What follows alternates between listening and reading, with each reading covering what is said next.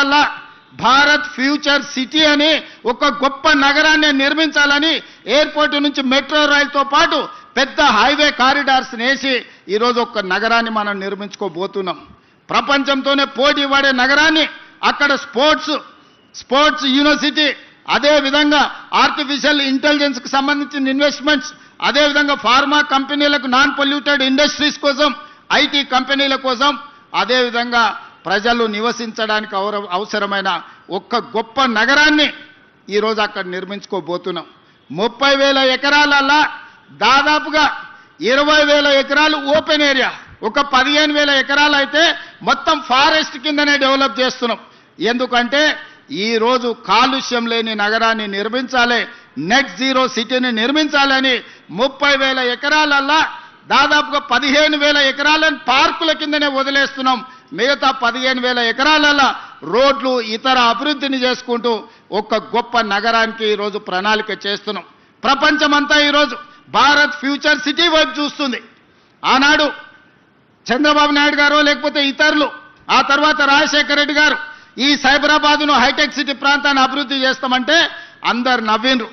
ఇది అయ్యేదేనా? Outer ring road వచ్చేదేనా?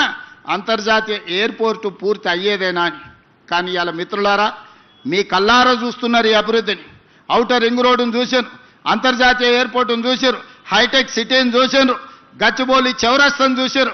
ఒకనాడు ఈ ప్రాంతానికి రావాలంటే 6 తర్వాత ఊరికి పోయినట్టు ఉండేది. ఇవాళ నగరమే ఇక్కడ ఉన్నది, అక్కడున్న నగరం నిద్రపోతుంది 9 తర్వాత. ఇక్కడ 24 గంటలు ఉద్యోగ ఉపాధి అవకాశాలతోని తలతల మెరుస్తుంది. ఈ ప్రాంతం కలకలలాడుతుంది. ఈ ప్రాంతం నుంచే ఈరోజు రాష్ట్రానికి అత్యధికంగా పన్నులు వసూలవుతున్నాయి. ఈ ప్రాంతాన్ని అభివృద్ధి చేయడం మా బాధ్యత. మా మిత్రుడు అరకపూడి గాంధీ గారు ఈ ప్రాంతానికి ఏం ప్రణాళికలు తీసుకొచ్చినా మా కమిషనర్ గారికి, మా హెచ్ఎండిఏ కమిషనర్కు, మున్సిపల్ కమిషనర్కు, ఎంఏయుడి ప్రిన్సిపల్ సెక్రటరీకి, అదేవిధంగా మెట్రో వాటర్ వర్క్స్ వాళ్ళకు ఆదేశాలు ఇచ్చిన ఈ ప్రాంతానికి అవసరమైన నిధులకు మీరు ఎక్కడ కూడా ఆపాల్సిన అవసరం లేదు. ఎందుకంటే ఒకనాటి ఖైరతాబాదు 7 అసెంబ్లీలు అయింది. ఇవాళ కుత్బుల్లాపూర్, కంటోన్మెంట్, కుక్కట్పల్లి, షేర్లింగంపల్లి, ఖైరతాబాద్, జూబ్లీ హిల్స్, అంబర్పేట్ల కొంత భాగం, ఇవన్నీ ఆనాడు పీజేఆర్ గారు నాయకత్వం వహించిన ఖైరతాబాద్ నియోజకవర్గం 7 అసెంబ్లీలు అయింది. ఇవాళ షేర్లింగం అది 2009లో. మరి 2009కి 2029కి ఒకే రకమైన పోలిక ఉంది. ఆనాడు పీజేఆర్ గారు నాయకత్వం వహించిన ఖైరతాబాద్ 7 అసెంబ్లీలు అయి 7 మందిని ఎమ్మెల్యేలు చేసింది.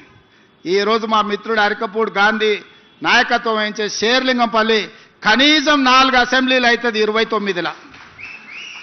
నియోజకవర్గాల పునర్విభజన జరగబోతుంది. నియోజకవర్గాల పునర్విభజన 2029లో జరగబోతుంది. 2009లో ఏ విధంగా అయితే 6-7 మంది కొత్త ఎమ్మెల్యేలను అందించడానికి ఖైరతాబాద్ ఉపయోగపడ్డదో, రేపు ఈ షేర్లింగంపల్లి నియోజకవర్గం కూడా ఈరోజు మిత్రుడు అరకపూడి గాంధీ చేస్తున్న అభివృద్ధి మళ్ళా 4-5 ఎమ్మెల్యేలను కొత్తలను తయారు చేయడానికి ఉపయోగపడుతుంది. తప్పకుండా ఈ ప్రాంతాన్ని అభివృద్ధి చేస్తాం.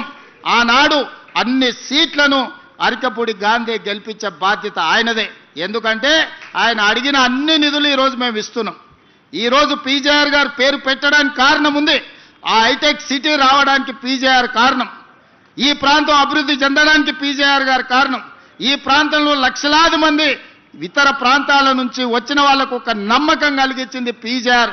అందుకే వారి పేరు పెట్టడం సముచితం అని చెప్పి ఒక గొప్ప నాయకుడిని స్ఫూర్తిగా తీసుకొని ఇవాళ ఈ మన ఫ్లైఓవర్కి పేరు పెట్టుకున్నాం. రేపు పొద్దుగాల షేర్లింగంపల్లిలో జరిగే అభివృద్ధి రాష్ట్రానికి ఆదర్శంగా ఉండాలి. వేదిక మీద ఉన్న మా చాలా మంది నాయకులు ఉన్నారు, యువమిత్రులు ఉన్నారు, ఎమ్మెల్యేలు అవుదామని వాళ్ళందరూ ఆలోచన చేస్తున్నారు. మరి మీ అందరికీ అవకాశాలు రావాలంటే మీరు అరకపూడి గాంధీతో పాటు ఈ అభివృద్ధిలో ఈ వేగాన్ని ముందుకు తీసుకెళ్ళడానికి మీరందరూ కలిసి పనిచేయాలి. చిన్న చిన్న విషయాలు ఎక్కడైనా ఉంటాయి, కుటుంబంలో కూడా కొన్ని భిన్నాభిప్రాయాలు ఉంటాయి. భిన్నాభిప్రాయాలు భేదాభిప్రాయాలు కాదు. మీ